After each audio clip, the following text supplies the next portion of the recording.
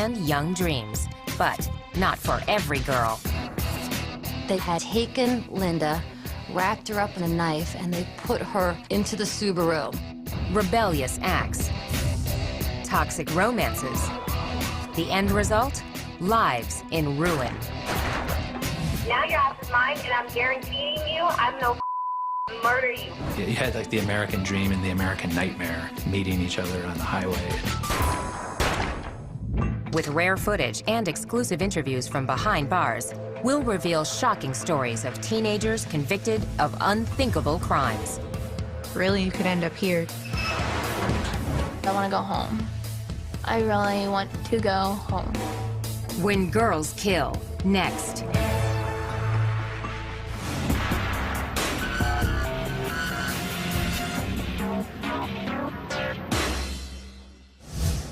In many ways, these two Florida teenagers had a lot in common. They were from the same neighborhood and both had everything to live for. Rachel Wade was sort of an all-American girl. Sarah was a good kid. She had the whole world ahead of her. But 19-year-old Rachel Wade and 18-year-old Sarah Ludman wanted the same boy, and their love triangle spiraled out of control. Now your ass is mine, and I'm guaranteeing you I'm no murder you. I'm letting you know that now. In an exclusive interview, Rachel Wade relives the shocking outcome. I wish we could go back and instead of going against each other, maybe sitting down and talking through and just understanding that we didn't need him. Rachel Wade grew up an average kid from a stable family. Rachel was actually a fun-loving child, very happy-go-lucky. I was very active in school, did whatever I could, whatever clubs I could join. Like a lot of little girls, Rachel rebelled when she hit her teens. As soon as I got to about 15 or so, I started kind of veering off in the wrong direction. Rachel dropped out of school, ignored her curfew, and fought with her parents. Boys became her biggest interest, and she was chasing different boys. I don't think they were always the best boys to be with. We went through some tough times with her. But as she turned 18, Rachel earned her GED and landed a job as a waitress. She moved out of her parents' home and began to find herself. And I kind of went on my own path. Rachel was fun, loud, girly, sassy. She was a very independent woman, very strong-willed, kind of took the bull by the horns and took control of her own life. In the summer of 2008, Rachel ran into a boy she had known since childhood. 19-year-old Josh Camacho was not a grade school kid anymore. He was a player. He definitely had this bad boy image. He was all tatted up. He had pictures of himself, with guns and pit bulls and smoking weed, and just had this whole rap star persona. He wasn't what he was portraying himself to be. I just saw a whole nother side of him when we were alone.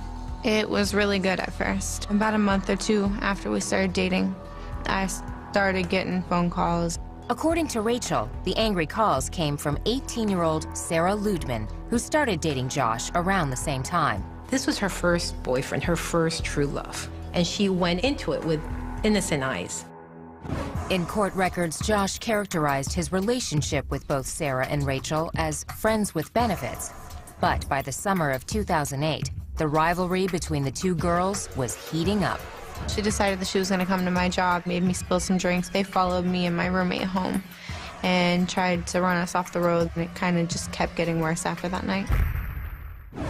According to court documents, Rachel retaliated with threatening texts and insulting messages on social media sites and voicemails with explicit, often frightening warnings. Seriously, I told you to watch back and not kill with him. Now your ass is mine, and I'm guaranteeing you I'm no murder you. I'm letting you know that now, because you know what? Josh might have played me, but then I'm gonna play your ass out too. Watch. It just got really acrimonious. Sarah was so upset by those messages. That's, what both of the girls had in their heads. Well, Josh wasn't the problem, it was the other girl. Court papers state by April 14th, 2009, the situation hit the boiling point. That morning at school, Sarah had been crying to her friends, and she was completely despondent to the point that her friends were like, you need to break up with him, you need to dump that guy. Later that evening, Rachel claimed Sarah showed up at her apartment. I heard her outside beeping her horn to let me know that she was out there. I was home alone, so I wanted to leave. On her way to the door, Rachel made a fateful decision. When I went to walk out of my house, I grabbed the knife off the kitchen counter. She made a tragic mistake of picking up a steak knife, just a usual kitchen steak knife, and she put it in her purse for protection.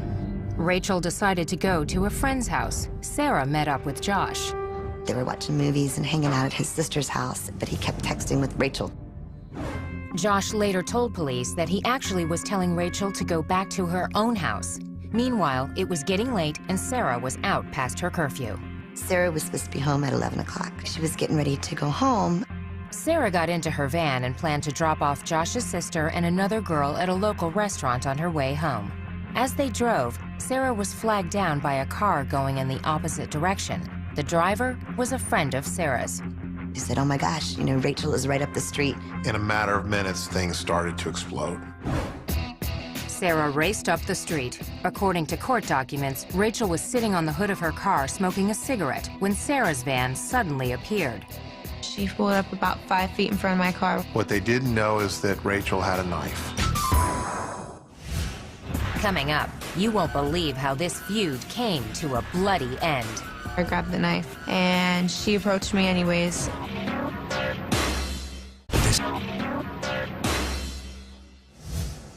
At 12:45 a.m. on April 15, 2009, after months of feuding over the same boy, it was finally showdown time between 19-year-old Rachel Wade and 18-year-old Sarah Ludman. They wanted to confront each other. According to police reports, Rachel sat on the hood of her car as Sarah drove toward her. There were 2 other girls in Sarah's van, including the sister of Josh Camacho, the boy at the center of the triangle. According to court records, Sarah came to a stop just a few feet from her rival. I grabbed the knife, thinking it might scare her off, and she approached me anyways. In court documents, witnesses disagree about who started the fight, but everyone recalls it was over quickly. They fought in the middle of the street for no more than 5 seconds. It was pulling hair, next thing you know, it stops. She hit me 3 or 4 times. I started swinging back. And the next thing I remember, she let go of me and turned around and walked back to her van. Sarah yelled out to her friends. Sarah was screaming for them to get back in the car so they could leave. I just saw blood on the knife. I didn't physically remember stabbing her. I didn't see where she was stabbed. Sarah managed to get to the van and grab her phone. Police reports state that she called Josh Camacho. She said it hurts. At that point, the line fell. She lost consciousness. She ended up lying in the middle of the road. Shocked witnesses dialed 911. Rachel! Down her. Okay, where on the body is the patient stabbed? In the chest. She's trying to breathe.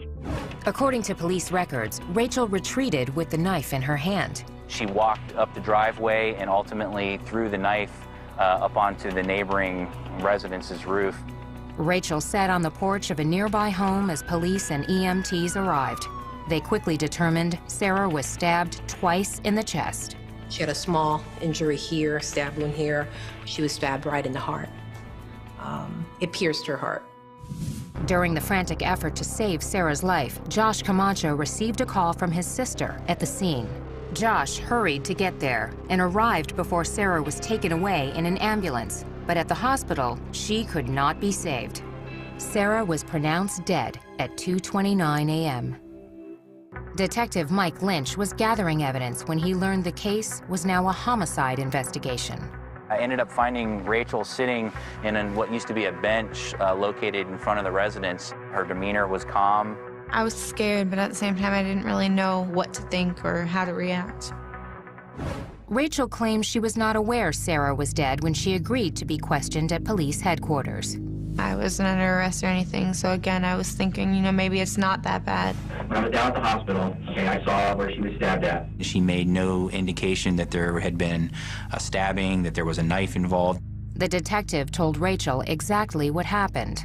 The next piece of information that you need to know is that she is dead. And she died as a result of these stab wounds. When they told me that she had passed away at the hospital, I kind of lost it. I couldn't believe what they were telling me. The hard truth of her situation became clear when Rachel was charged with second-degree murder. Bail was set at $500,000. If convicted, the 19-year-old faced life in prison. Fact is, she stabbed her and she killed her. For second-degree murder, I didn't have to prove she intended to murder her. Sarah came looking for a fight, so it was apparent to me that this was a good self-defense case. Murder or self-defense. The lines were drawn when the trial began in July 2010. Among the witnesses called by the prosecution, Josh Camacho. His tough bad boy pose was gone. Josh coolly maintained that he had an open relationship with both girls. When he came into court, the appearance was just a little guy, very quiet, very soft-spoken. He says, I wasn't dating either girl. They're not my girlfriends. After these girls and their friends and their families talked about how he was their whole world and said, yeah, I was just sleeping with them. Camacho's testimony was shocking, but the prosecution's most damaging evidence came from Rachel herself, the threatening voicemails Sarah had saved. I'm gonna find you and I'm gonna beat your ass. He can get anything he wants from me. You still got your mommy and daddy's curfew, bitch. Why do you run your mouth and why are you that pathetic? So keep talking, Sarah. I'm gonna teach you it. I'm telling you now. I couldn't believe that it was me. It was out of character for me to say anything like I said to her. Please tell me, Sarah, why you would be a dumbass put a brand new picture of you and Josh at the beach on your MySpace. I'm no murder you. I'm gonna play your ass out too. Watch. You're a fat bitch and I'm gonna kill you. If you're a prosecutor, you don't get a whole lot better evidence than that. In a risky defense move, Rachel took the witness stand and claimed she received similar messages from Sarah. It's a shame that Rachel didn't save voicemails from Sarah with threats, but she didn't. The jury deliberated less than 3 hours. We, the jury, find as follows: ask that the defendant in this case. The defendant is guilty of murder in the second degree as charged. So say we all. Michael Schwartz, foreperson of jury, July 23, 2010. In September, Rachel was back in court for sentencing, and the stakes were high. She could receive life in prison, or get credit for time served as a youthful offender and go free. Sarah's mother, Gay Ludman, wanted the maximum. This is my daughter. She lays in a cemetery. I go visit her there. The judge sentenced Rachel to serve 27 years behind bars. It's a tragedy for both sides. That's all I got to say. Justice has been served. We've lost our daughter as far as having her home with us, but she's still here for us, fortunately, to visit and look forward to someday her coming home. But Sarah's lost, you know. Her parents have lost their only daughter. Both parents, I mean, they felt like they did everything they could to be good parents. They raised girls that they were proud of. Still, Rachel does have remorse. Not sitting down to talk to Sarah would be my biggest regret. We should have met up and we should have talked. And maybe it should have been him that we confronted. Instead of going after him, maybe walking away from him. No matter what somebody says about you or to you, it's not gonna resolve anything to go out and fight him. And really, you could end up here. Up next, this Kentucky teen called herself the Devil's Daughter and unleashed hell with her group of young followers. I sought out people that had been ostracized.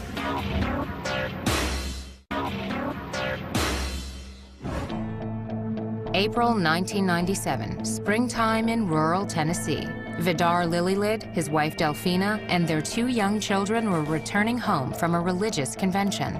They decided to go have a picnic with the kids and stop at the Baileyton Rest exit. This ordinary detour would lead to a violent and horrifying crime. This one was certainly the most tragic thing I've witnessed. Surprisingly, most of the suspects were just teenagers. Their alleged ringleader was a charismatic 18-year-old girl who seemed fascinated with satanic rituals. They were into self-mutilation. They would cut themselves and they would drink each other's blood. Most of their guidance came from Natasha. Natasha Wallen was born in January of 1979 in a poor section of eastern Kentucky's coal mining country. Natasha had what you would have to call a really troubled childhood. Her mother had a history of troubled relationships. When Natasha was just 5 years old, she made an upsetting discovery. She had a stepfather, and she thought that was her real dad, and she found out that another man in the town was her real dad. Shock to her. I felt betrayed. And once you're betrayed, you've always got that wondering if somebody's going to betray you again.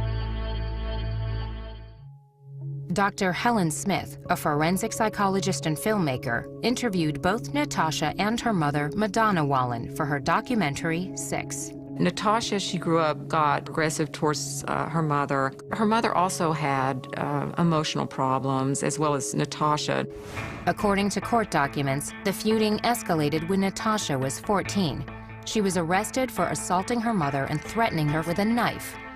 Soon after her mother agreed to dismiss the charges, Natasha attempted suicide by slashing her wrists.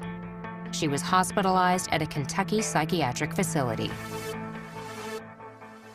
They told me that, said that she needed to stay longer. She was still a troubled child, but you know, I couldn't afford to keep her in the hospital. They paid for 11 days and that was it. Court records state that Natasha was diagnosed as manic depressive and bipolar. She was prescribed Haldol, an antipsychotic drug, but she didn't take her medication. Load them up with pills. That's the answer to everything. Medicate. Court documents state that she did use illegal drugs like cocaine and heroin. Natasha developed a dark fantasy life. According to police, the teenager often signed her name backward as Satan, and she attracted other teenage outcasts. I sought out people that had been ostracized, you know, for one reason or another, from the same people that were condemning me. In her mid-teens, Natasha found love. She was married to a guy named Stephen Cornett, and they got married on her 17th birthday. They had this very sort of elaborate Gothic wedding where everybody was dressed in black. But after a few months, the marriage ended abruptly. But she did keep his last name. Alone, Natasha spent more time with her friends, which included 20-year-old Joe Reisner, 19-year-old Dean Mullins, Crystal Sturgill, who was 18, 17-year-old Karen Howell, and 14-year-old Jason Bryant. According to the Chicago Tribune, on Friday, April 4th, 1997, the group rented a room at a motel in Pikeville, Kentucky. But this was no typical high school party.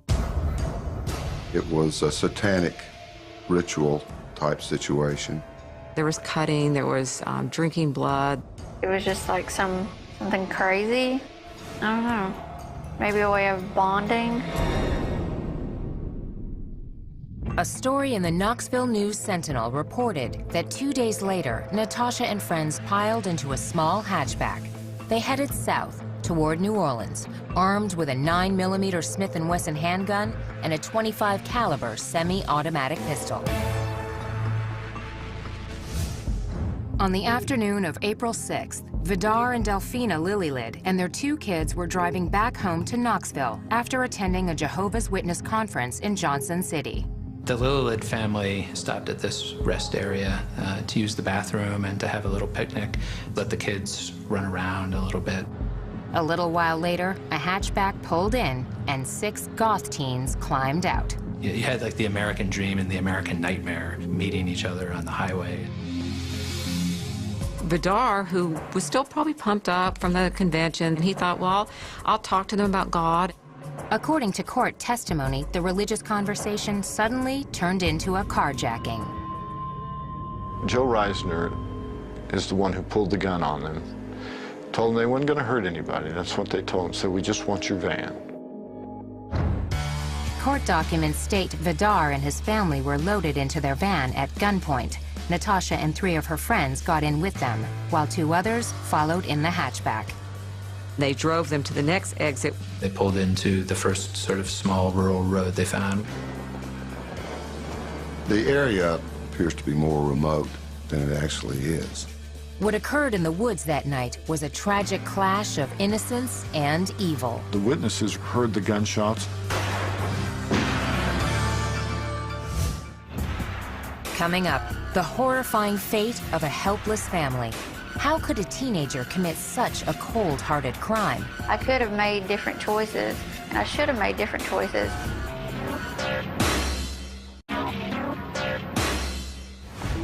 About 8:30 on the night of April 6, 1997, Natasha Cornett and her group of teen outcasts were speeding through Tennessee in a stolen van. Just a few miles away, sheriffs in Greene County responded to a reported disturbance.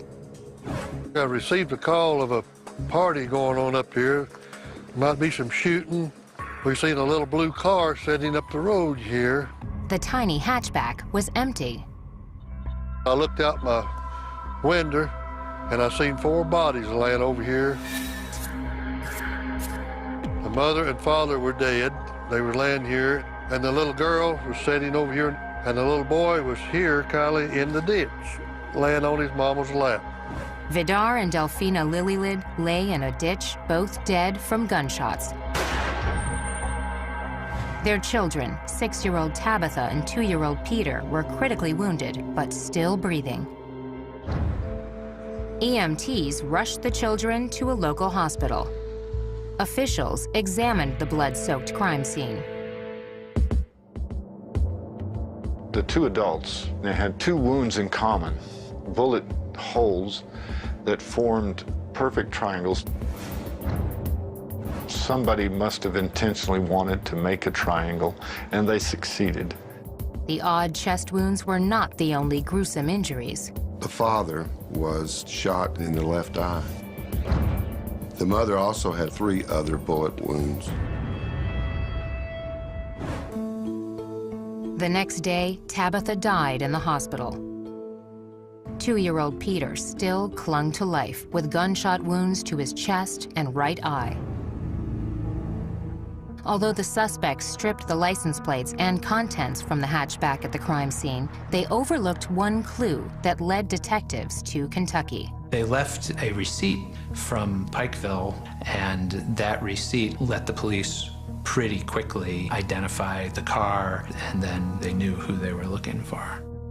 Police launched a nationwide manhunt while Natasha and her friends headed south in the Lilylids van. They felt like they needed to get out of the country. I mean, they had just murdered people. 2 days after the shootings, Natasha and the 5 other young fugitives arrived at the Mexican border near Douglas, Arizona. They were allowed to cross. They had made their way safely into Mexico. According to court testimony, sometime after entering the country, the teens encountered Mexican police. After finding a knife in the van, officers ordered the group back to the border. There was an all-points bulletin out for them. But the computers hadn't worked all day. As they approached the border crossing, the system came back online. They had the bad luck being the first car to come through that border crossing station there when the computer came back up. And they were all arrested on the spot. Police reports state the suspects had in their possession Social Security cards and other property belonging to the murder victims. They also had 2 handguns. We, of course, went to Arizona and followed up on all that and found the guns, and they were ballistically matched to the shell casings recovered at the scene and bullets recovered from the bodies. Natasha and the rest of the group were transported back to Tennessee to face formal charges. While in custody, Natasha granted an interview to newsstand tabloid The Weekly World News. Cornett boasted she was Satan's daughter. She said that she believed in ritual murder. Natasha always said afterward that she only gave that interview because that's what this lawyer told her to do, that somehow it was going to help her case to appear insane. Soon after the interview was published, Natasha changed lawyers. Cornett and her 5 co-defendants were each charged with 3 counts of first-degree murder and 1 count of attempted murder. Prosecutors hoped to seek the death penalty, but several defendants claimed that the sole shooter was their youngest accomplice, 14-year-old Jason Bryant. This presented a crucial problem. In Tennessee, juveniles cannot receive the death penalty. With the death penalty ruled out for one prime suspect, prosecutors changed their strategy. We dropped the request for a death penalty. We made them the offer that they could plead guilty to first-degree murder and go before the court to have the court determine whether or not they were to serve life without parole or life. In February 1998, all 6 defendants pled guilty. The following month, they appeared for a dramatic sentencing hearing. 4 of the accused addressed the court. Natasha testified she was no longer the leader after the group left Kentucky. Cornett even maintained she tried to stop the shooting of the Lillylid family. I failed in my attempt to stop the death of them. And that weighed heavily on my conscience. The judge ruled Natasha was, quote, not necessarily a ringleader for the killings, but she was the instigator and the orchestrator of the trip and the things that led to the death of the Lillylids. She was the leader of the group. She used whatever she had available to get them into the group and to keep them in the group. She received the maximum penalty, 3 life sentences without parole for the murders of Vidar, Delphina, and Tabitha Lillylid. The 5 other defendants received the same sentence. Plus, all 6 were given an additional 25 years for the attempted murder of the sole survivor, 2-year-old Peter Lillylid. In a sense, a very real sense, they received a death penalty. They will not leave the penitentiary system until they're dead. For her part, Natasha Cornett maintains that better mental health care might have prevented her unthinkable actions. Taking life is never justifiable. Never. There's always options, there's always choices. And I should have made different choices, but hindsight is great, you know. Next, she was the new kid in town, on her own and looking for friends. Was Charlie Ely an innocent bystander, or part of a sadistic plot to murder a 15-year-old neighbor? And then I heard gunshots. I was like, what the hell is going on?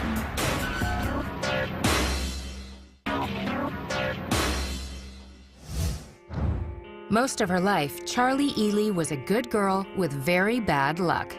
My parents didn't take good care of me the way they should have, so they lost custody. From her earliest days, Charlie got used to feeling abandoned. By age 18, Ely was married to a 21-year-old with a record. Only 4 months after saying I do, Charlie's home life was again torn apart. He was arrested for violating his probation and left her basically alone. As she reveals in this exclusive interview, the lonely teenager quickly found a new family and a world of trouble that ended in murder. I was one of the kids who was like, as soon as I turn 18, I'm gonna leave. Look at what happened. Not even a year later, where am I sitting? Well, childhood. At the beginning, it was like a little rough, and then it got a little better. Around age 6, Charlie and her younger sister were taken in by their aunt and uncle. To be honest, I think of my Aunt Lisa, my mom. I think of my Uncle Mike, my dad. By all accounts, her life in Maryland was a typical teenager. Jessica Lukey was Charlie's best friend in high school. The 2 girls were in the Naval Junior Officer Training Corps together. She got along with everyone. She was very outgoing and just really relaxed. She didn't seem like she was the type of girl that would fall into the wrong crowd in high school. Never had any fights according to her family. She was bullied a bit by some of her classmates because she had an eye problem. She was legally blind in one eye, and they picked on her a little bit for that. Charlie looked forward to escaping her small Maryland town. An unexpected opportunity came up after Charlie graduated in the spring of 2010. I moved from Maryland to come down to Florida to try to reconnect with my mother. I didn't listen to my Aunt Lisa and all them when they said, be careful, Charlie, why don't you just wait a couple of years and see where it goes? Charlie had another reason for moving to northern Florida. She was already forming a relationship with the son of her mother's boyfriend, 21-year-old Joseph David Burham. I had a message from him, and I had just turned 18, so that made it even better. So I read his message and I got his number and I started texting him. It was July 13th when we first started texting, and we started dating that night. It went from there. It was great. Ely arrived in Lakeland, Florida in August 2010 with the promise of a new boyfriend and reuniting with her estranged mother. As her relatives in Maryland predicted, Charlie's reunion was short-lived. Well, I dove in Was at my mom's for 2 or 3 days. I ended up being like, you know, Joe, I need to get out of this. I can't do it. Despite the disappointment about her mother, Charlie's romance with Joe Burham heated up quickly. In early September, less than 2 months after Ely moved to Florida, she married Joe, even though he had a criminal record. His conviction for lewd and lascivious sexual battery restricted where the newlyweds could live. He was on probation. He couldn't leave the county. We found a place to live, and it was actually in Summerfield, Florida, which is still Ocala. The honeymoon didn't last long. In January of 2011, Burham violated the terms of his probation and was sentenced to serve 3 years in prison. I did feel pretty vulnerable. I'm 18. Husband just got arrested. What do I do now? I barely know anybody here. On her own in an unfamiliar town, Charlie found a way to make new friends. Charlie had a house. These other kids were able to get away from their parents and sort of hang out all together without any rules, really. They just did whatever they wanted to. Charlie's home became a hangout for a tight group of local kids, including 20-year-old Justin Soto and 19-year-old Michael Bargo. My husband had told me not to hang out with Michael Bargo or Justin Soto. I didn't listen to him. And I decided that I was gonna have them live with me. Soon, Bargo's friends, 16-year-old Kyle Hooper and his 15-year-old sister Amber Wright, were also regulars at Charlie's house. According to court testimony, Amber was in the middle of a stormy breakup with her 15-year-old boyfriend, Seth Jackson. Seth Jackson originally was dating Amber. Something transpired in their relationship where they separated, and then Seth was trying to come back into the picture with Amber. During this time, Charlie and Amber became close. Ely and Amber were best friends. That friendship would be marked by violence. And then I heard gunshots. I was like, what the hell is going on? Coming up, the grisly details of a terrible death. For such a brutal crime, it was almost professional, which is scary.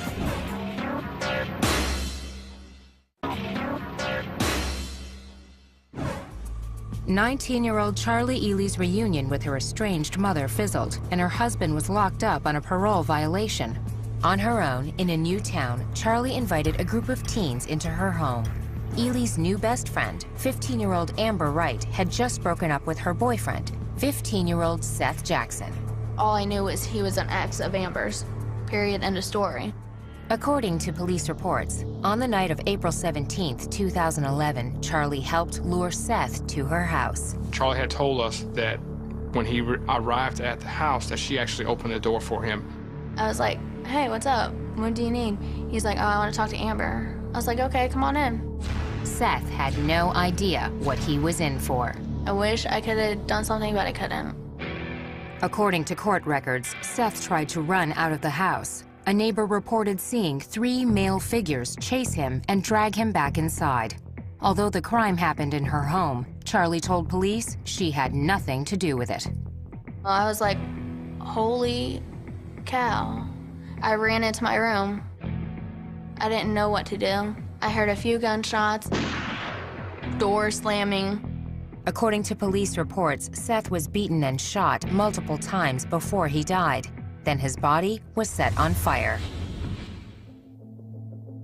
The day after the gruesome attack on Seth, his mother reported the 15-year-old missing. That night, police launched an investigation. On April 19th, 2 days after Seth disappeared, police brought Charlie and some of her friends in for questioning. You know a lot more than what you're telling me. I know a lot more than what you're telling me. Can we agree with that? Law enforcement has a good way to try to coax things out of you. Let's just put it that way. I didn't trick her in any way for her to tell me the truth. You knew that Seth was never going to walk out of your house alive. Is that correct? Yeah. After more than 2 hours of questioning, Charlie was exhausted. All by myself once again. The search led police to a remote lime rock pit where divers found 3 large paint buckets containing ashes and other remains. More burnt human remains were discovered in a fire pit at Charlie's home. There was very little physical evidence of what had actually occurred there. Forensic tests identified the victim as Seth Jackson. For such a brutal crime, it was almost professional, which is scary. Charlie, along with Michael Bargo, Justin Soto, Kyle Hooper, and Amber Wright, were arrested and charged with first-degree murder. All 5 pleaded not guilty. Ely's defense attorney, Jonathan Bull, requested a speedy trial for his client. Mr. Bull was thinking that it would behoove her to just go ahead and get this done, maybe catch the prosecution off guard a bit. Charlie's trial began in September 2011, 6 months after the murder. On September 23, 2011, the case went to the jury. It took a little more than an hour for jurors to reach a unanimous verdict. Charlie Ely was found guilty of first-degree murder. The only time that there was any real emotion was when the jury handed down the verdict, when she broke down and sobbed. A month later, Charlie was back in court to hear her sentence. It is the judgment of the law and the sentence of the court that you spend the remainder of your natural life confined in the Florida Department of Corrections. A life sentence is imposed. Ironically, while the 19-year-old will likely spend the rest of her days in prison, Charlie's husband, Joe Burham, is scheduled to be released in September 2012. Charlie will have to live with regret. There's so many things that rush through my head that I wish I could have done. I could have, should have, would have done, but I didn't. Amber Wright, Kyle Hooper, Michael Bargo, and Justin Soto maintain their innocence. They are currently awaiting trial for first-degree murder. Advice I'd give other young women, listen to the people who love you. I had talked to my aunt a few times, and she wanted me to come up and live with her and come back up to Maryland. I never did that. I wish I would have, because I want to go home. I really want to go home. Next, a story so strange it has to be true. The girl who said yes to her mother's murder and lived with the body for almost a month. Tess Dam was truly the mastermind and the driving force behind this.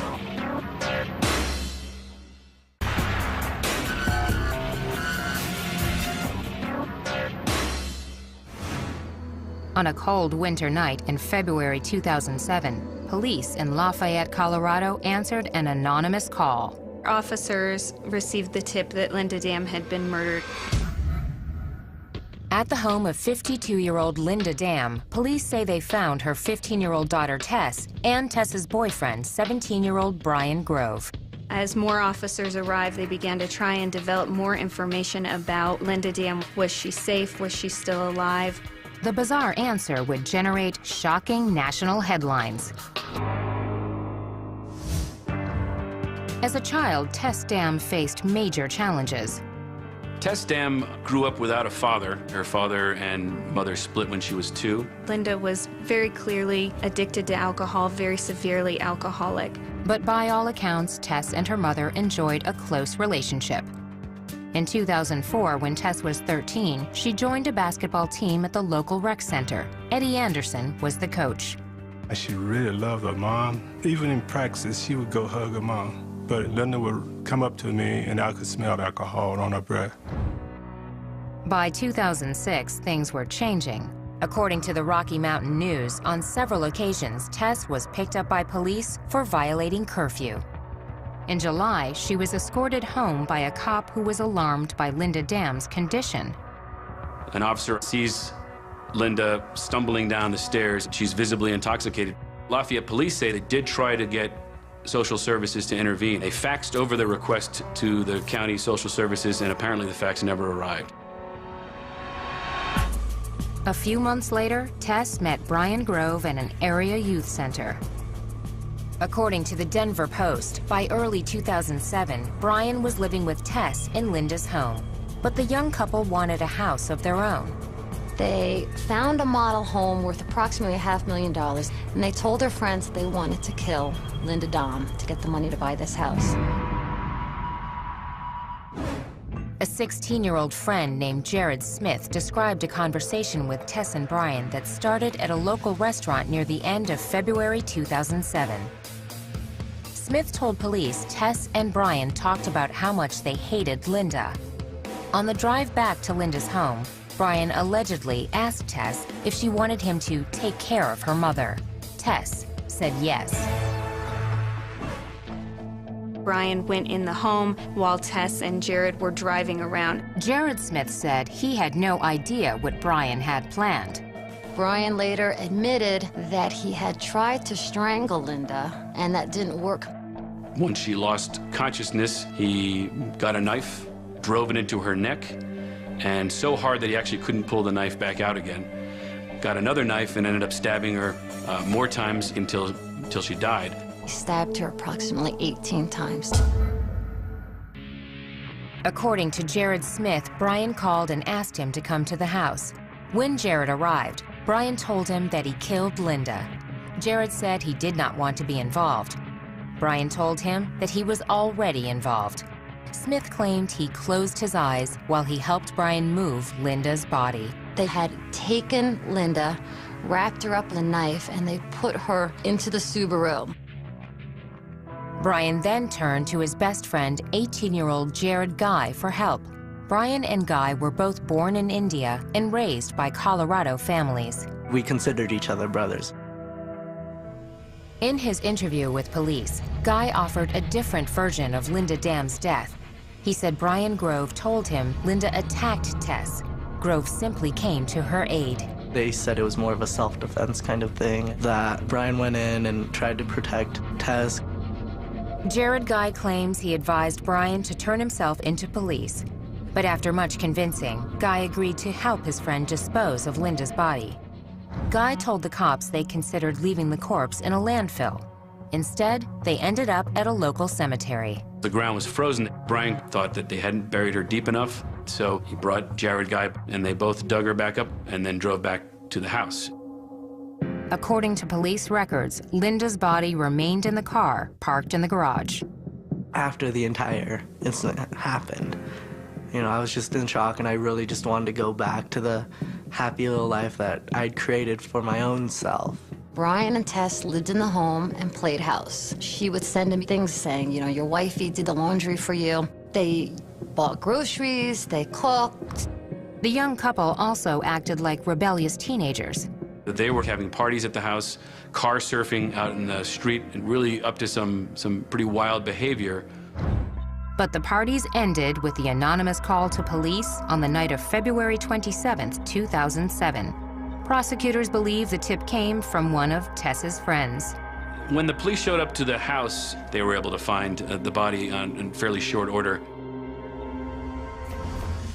Tess Dam, Brian Grove, and Jared Smith were taken into custody that night. Jared Guy was arrested later that week. Jared Smith was charged with being an accessory to the crime and pleaded guilty. He was sentenced to serve 2 years in juvenile detention. Jared Guy was charged with being an accessory to the crime and to tampering with evidence. He pleaded not guilty to both charges. Several months later, Guy agreed to a deal and pleaded guilty to the tampering charge. He was sentenced to 6 months of work release, followed by 6 months of home detention, then 3 years of probation. If I could go back to then and change my actions, I would have still tried to help him, but I would have tried to help him in the sense of, make him call the cops. Ultimately, Brian Grove and Tess Dam were each charged with first-degree murder for the death of Linda Dam. Brian copped a plea to second-degree murder. He was sentenced to 40 years in prison. Tess also pleaded guilty to second-degree murder and solicitation of murder. She was ordered to serve 23 years behind bars. Tess Dam will be released before she turns 40 years old. Brian Grove was a hands-on killer, but Tess Dam was truly the mastermind and the driving force behind this. She's the one that told Brian Grove to kill her mother. These teens could have been the girls next door anywhere in America, until fateful decisions turned lives of promise into lives marked by violence and tragedy.